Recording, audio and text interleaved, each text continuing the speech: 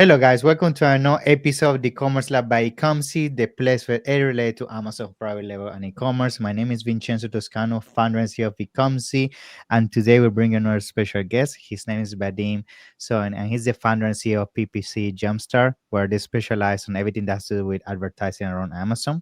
And today's conversation is going to be everything around Q4. Essentially, we're in Q4 already, and a lot of the conversation is around, how do I make sure my PPC is ready for it, what tips when it comes to optimization, how I can maximize the most out of it. And today, hopefully, with some of the insights that Vadim is going to share with us, is going to make sure that journey is as efficient as possible. So, Vadim, welcome to the show today. Thank you so much for being here. How you doing? Yeah, thank you. I'm very excited we finally got on this call. I know, we're both busy guys. You have a lot of presentations. And, just a few weeks ago, we met up in Seattle. It was good to see you in person. I'm doing very well. We just finished with Prime Day. There is a lot of holidays upcoming, Black Friday, Cyber Monday. Very busy season, but I'm excited we got on this chat finally. Yeah. Awesome. Same here, same here. I know we've been going back and forth to make this happen, but finally we're here and I'm super excited about that. So I guess to kick off things, like just give us, a brief intro by yourself, your company, Yeah. and then we can get started. Yeah. Yeah, the brief intro about myself. I started as a seller myself. I didn't get into this advertising world just by learning or just watching YouTube videos, thinking, okay, I'm going to be a service. I started selling my own product, so I had I'm a very like I'm into working out. I go to the gym a lot, and I thought to myself, okay, I want to create this premium version of workout gloves, something that lasts long, does not rip, because everything on the market at the time was just cheaply made weightlifting glove, selling for $10. So I came up with this product. I found a factory in Pakistan. I imported it, and I got it going. Everything was working well until I realized, that the PPC part is like literally half of the battle on Amazon PPC. So that kind of what got me started into this business. And then, at the time when I was selling my product, I had like a few people who I was talking to at the time, like they asked me, "Hey, can you manage our advertising, right?" And I mean, I've never done it for someone at the time, so I said, "Sure, right?" And I did manage their ads, and it's been like it worked so well that they told me like, hiring you was like the best business decisions that they've made at the time. And it was also around Q4, and just like for a 5-year-old business, because they're a pretty established business, and we are like seeing like first months I'm working with them is like best months, second month is another best months. I think I'm like onto something. Like, why don't I Yeah. just go ahead and like help other people? Yeah, so this is where I started, being a seller myself, and then just taking the skills and applying to help other sellers.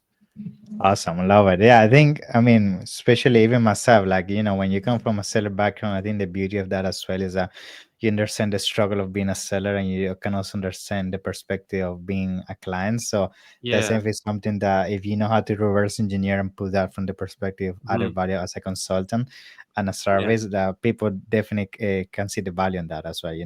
because they can see where you're coming from. Yeah. Yeah. And sorry, speaking about reverse engineering, I think your background, you were engineer, right? Yes, that's right. Yeah. I was also engineer, so I was in the in the different space like mechanical engineering, so maybe somewhat related to aerospace, but Yeah. yeah, yeah. I mean, for us, actually, being a myself being an aerospace engineer, I remember Huh? seeing some of the modules from mechanical engineers. So Oh, you there's did? definitely Yeah. some overlap. Yeah. Oh, that's really cool. So we're both, Yeah, ex-engineers, you could say. Yeah. yeah, yeah. I mean, that's I think another value that we bring to the table. I think being engineering, kind of with engineering mindset, it helps a lot with numbers, especially PPC being so numbers driven, Yeah. and I Very. think it also helps a lot in terms of troubleshooting, figuring out what works, what doesn't work, and go from there. Yeah. Yeah. Yeah. And I really enjoyed like I said, coming from engineering, like we were already dealing with a lot of charts, numbers, calculations, formulas, analysis, forecasting. So this is just a second. It's like a second nature, except it's like it's not engineering. It's not materials. It's numbers. It's sales. It's marketing. Yes. It's Yes. all merged. Yeah. Yeah. Now, I guess diving into the conversation today, which is, PPC around Q4, I think something that I would like to start with is, what are some of the things you would say from a preparation point of view sellers need to be aware of? Because I think, I mean, we're already in Q4, so a lot of people it's late if you haven't done anything at all, but, you're still in time to kind of rectify certain actions. So what is your advice when it comes to that, and what is usually your recommendation? Yeah. Yeah, well, like starting with the very basics, like as a PPC manager, you're not managing just advertising. You're also looking at it holistically. How is overall market doing? Like everyone should have some kind of a spreadsheet or a document that have their competition, have their BSR, and just to know when these guys are having the deals, when they reduce the price, etc. I would say this is number one, just looking at the market overall. This could be a weekly exercise. um yeah. Cool. And I guess in terms of preparation as well from the perspective of budgets, how you should recommend people as well to handle that, because what people is also not aware is that things such as the cost per click is Hmm. going to be increasing significantly, which means you need to be more out of pocket to keep showing on your Yeah. main keywords and keep consistent winning the placement. So do you also budget for that, and if so, what is usually, I guess, Yeah. the increment that you advise when it comes to that as well? Yeah. So, we should definitely identify our like goal, like our, like what is the end goal? Obviously, increasing sales profit. Then we identify what is our keywords that we own, what is our keywords that's been working for us consistently. So these are the kind of campaigns that we are going to fight for aggressively, despite the increase in PPC. Because we know that during Black Friday and Cyber Monday, these are the exact keywords that are going to move the needle. They're going to move the business. And just getting like super technical here, from what I see, how different placements work, maybe leading up to events like Black Friday, typically top of search is gonna encounter a lot of window shoppers. It's people adding to cards, browsing. So maybe we wanna like let go of the throttle on top of search, maybe bid more on the rest of search, etc. But during this day itself, like you'd better have your top of search bids maxed out, especially on the keywords that you're already winning before. Yeah. Cool. And And I guess mhm. in terms of a history, I'm also keen to learn about this because I know historically, by talking to people when it comes to getting ready for Q4, one of the methodologies as well has to do with essentially analyzing what has been happening in the last years and then trying to learn from it, especially by having a look at things such as brand analytics or even looking at your own historical data. So, Yeah, how you also advise people using their kind of past performance to kind of yeah, emulate that into the future and mm, what you could potentially be doing as well. yeah. Yeah. So the very helpful report is you already mentioned it, brand analytics. Honestly, I think this is one of the useful things that you could find on Amazon. Brand analytics, we look at year over year, change on specific keywords. Let's say it's something like wood carving tools. So we would look at the previous, say October, November, December, and then we are seeing like what kind of increase this keyword is getting. And if it's something like, say, this keyword is going from 100 sales in October to 300 in November and 600 in December, which is actually the case for that niche, this keyword will be at the very top of our advertising, not just running PPC, but specific focus on the ranking, making sure that we are in the top five before that huge increase in traffic and sales. So brand analytics, it gives you the forecast, uh, and this is, like I said, it's a very useful report. Cool. And I guess in terms of as you have a look at historical performance to get ready for PPC, how you also potentially you with your clients or in terms of what you have seen in other people in the industry handle the situation of organic, because we know of course the conversation today is about how we can get ready from a PPC perspective, but from an organic perspective, do you also recommend people to maximize as much as possible what they're doing with the listings, how they control certain keywords, Yeah, because we all know the influx of traffic on Q4 is higher, and I yeah, guess being fully optimized on that front can also help significantly. Yeah. Yeah, I think I will give a few pointers here. So the first one is like you mentioned the front end of the listing. Like what I find really helps is optimizing your listing. Like say it's like we're approaching Christmas, right? I already see some listings who are selling very well. They have this Christmas theme on their images, like a bell or a Santa Claus, like something basic like that. Like that helps a lot.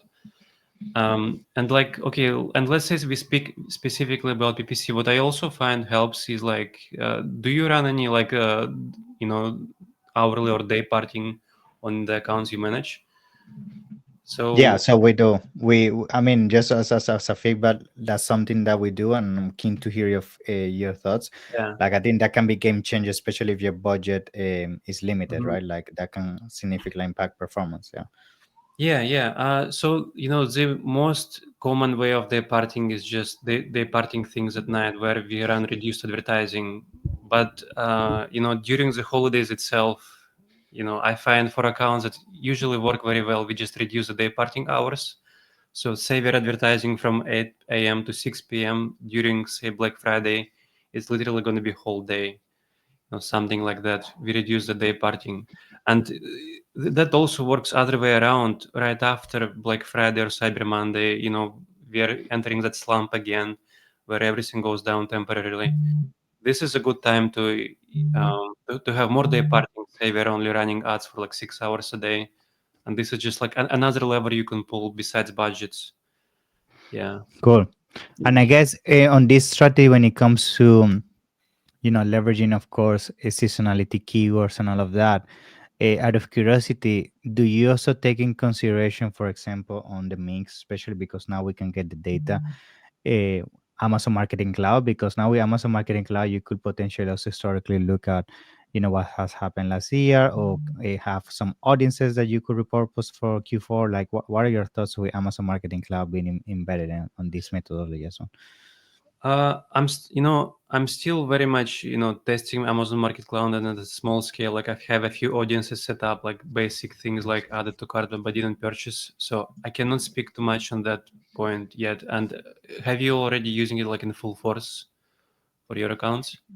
Yeah, I mean, for that, actually, we're seeing that it's been very impactful because just as was building the question, like for us using that kind of what happened in the past, behaviors around purchases, abandoned carts, or seeing different competitor brands. Now we can essentially reverse engineer certain behaviors and kind of the ideal avatar that we know is going to be the Hmm. highest converting when it comes to buying from us, and then we can use that to leverage our campaign. So that's why I was keen to know if that's something you think people should also be leveraging into Q4. I mean, I'm not probably the best person to ask, but I think there should be like I said, I'm already starting to look into it, and ideally like expanding more into that before Q4. So yeah, Cool. there should be, yeah, yeah. Awesome. Now, I guess in terms of going back to PPC now, building into Q4, let's say when it comes to optimization, because what's going to happen for a lot of people during Q4 is that given that they're getting so much engagement because of the extra influx of traffic, and most likely they're going to spend more money, people is going to get very reactive and sometimes being driven Mhm. by emotions when it comes to optimization. And we both know that's not the most efficient way to really maintain campaigns on a good trajectory, because if optimization comes from a reactive point of view, right, and focusing Yeah. on real data, it can really spiral the performance into a negative path. So what are your thoughts on that as well? Uh, yeah. So I have a lot of brands that I manage. Like there is one example of a clothing brand. Like they're selling yoga pants. Like also, that is Q4, and most of the brand sales are gonna go up for something like clothing, especially a summer item. It's inevitable that the sales are gonna be down. So there are, we manage it for brands with different expectations. For something like clothing, we are expecting that the sales are going to be down, so we're not going super aggressive for anything like ranking, etc. Instead, we have a lot of discovery. Like lately, I've been finding like broad, much modified campaigns work well, auto campaigns work well. Just giving more control to Amazon in general. Instead of just relying purely on exact match type, which used to be a thing in the past, where everyone suggests use exact match type, rank keywords, etc.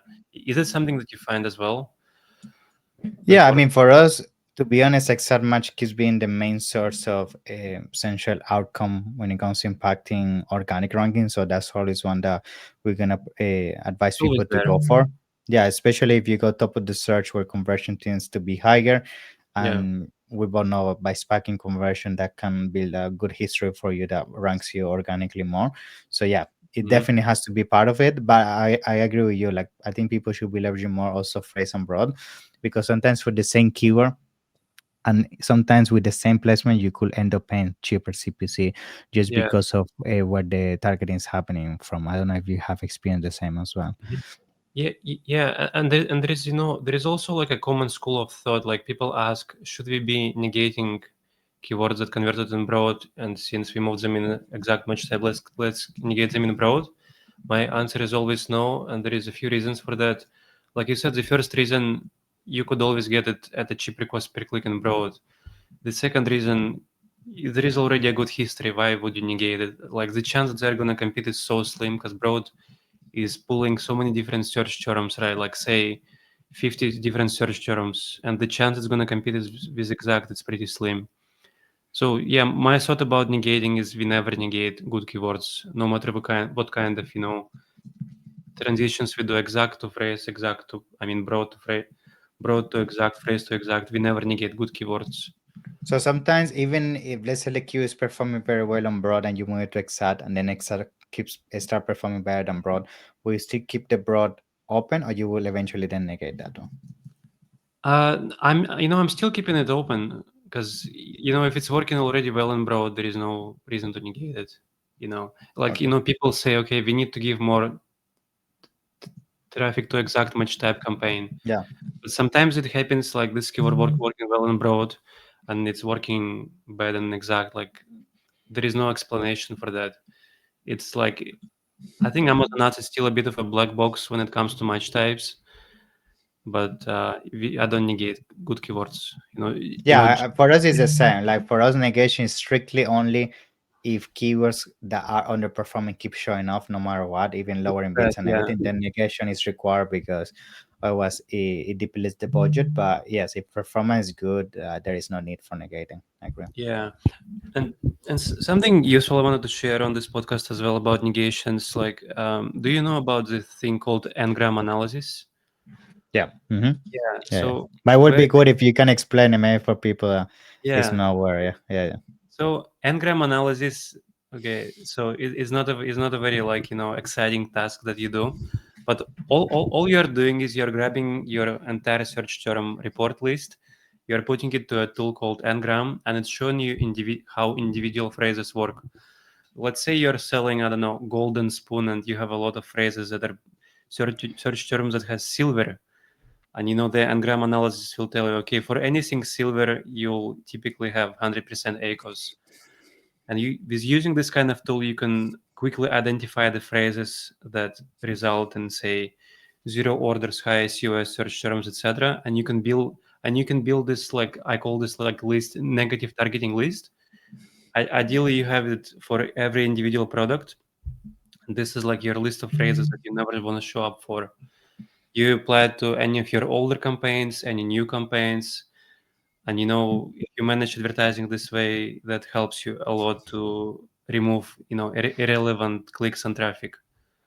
Yeah, especially because I think something very relevant to mention here is a negative phrasing can also be very powerful. Like the example you Mhm. gave, if you selling something made of gold and you keep getting keywords have to do with silver, you wanna put silver as a negative phrase because anything that has to do with silver is never gonna be good for you, Yeah, right? So and yeah, people yeah, is not yeah. aware of that.